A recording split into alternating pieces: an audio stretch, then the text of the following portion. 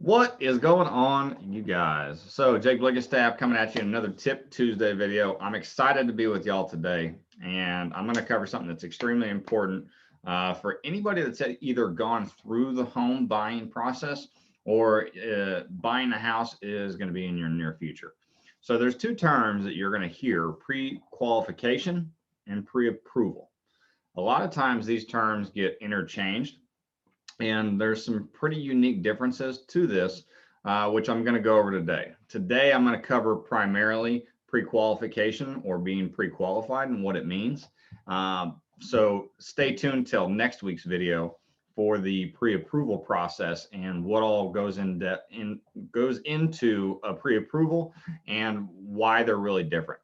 So today, the main difference is if you're looking to buy a property, or a pre-qualification is really going to be your first step. It's going to give you an idea of like how large of a loan you're able to get. So it's very similar to talking to your bank and finding out how much they're going to lend you if you're going to go buy a car. You need to understand or know first what your range is or what your max is prior to going to look at houses. So I always recommend getting a pre-qualification done first before you start looking at homes, especially in today's market. If you think that any seller will even consider an offer with, in today's market, there being multiple offers being bid above list price, you have to put yourself in a position to be as appealing as possible.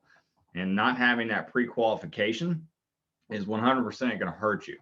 I've even had some buyers that go through the entire pre-approval process just so that way when they do submit an offer, they say, hey, I'm already pre-approved and I'm ready to go. So that way it takes care of their financial side whenever they go to buy the house.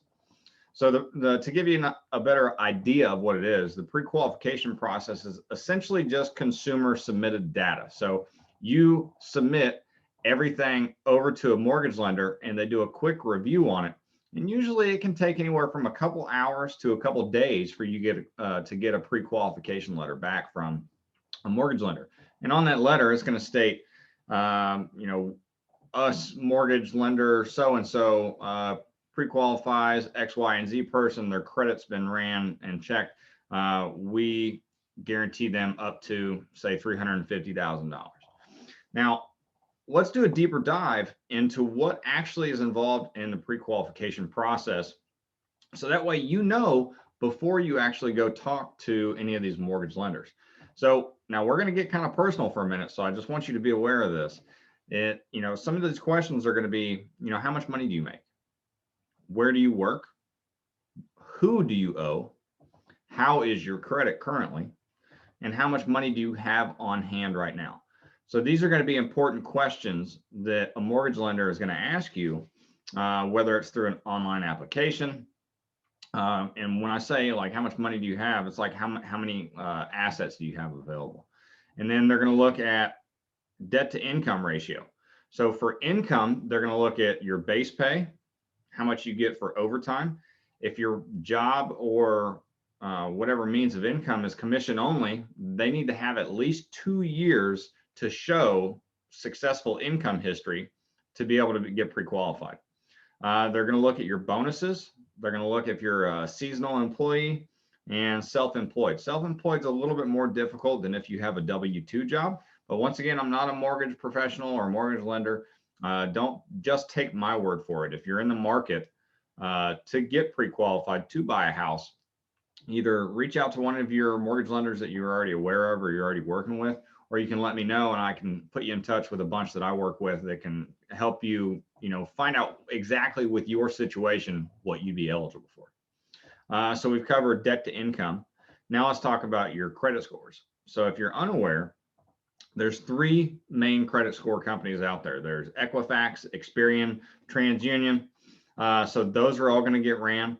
You need to know kind of what the difference, or most scores for an approval, or I'm sorry, a pre-qualification to come back. They're going to look at the differences between good and bad credit. How much revolving, what's your payment history. Then they're also going to look at if you have any judgments, collections, bankruptcies, foreclosures.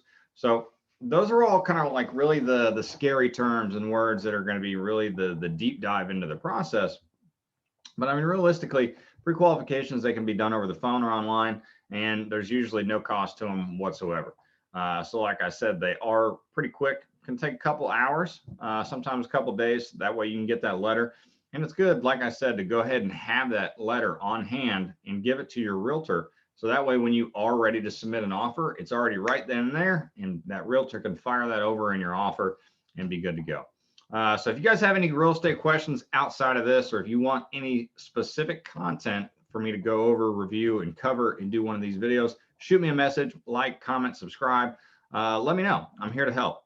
And if there's anything that I can do to help you, then that's what I'm here to try to do. So stay tuned to my video for next week. I'm going to go over the pre-approval process in depth, just like this one. And we'll see you guys on the next one.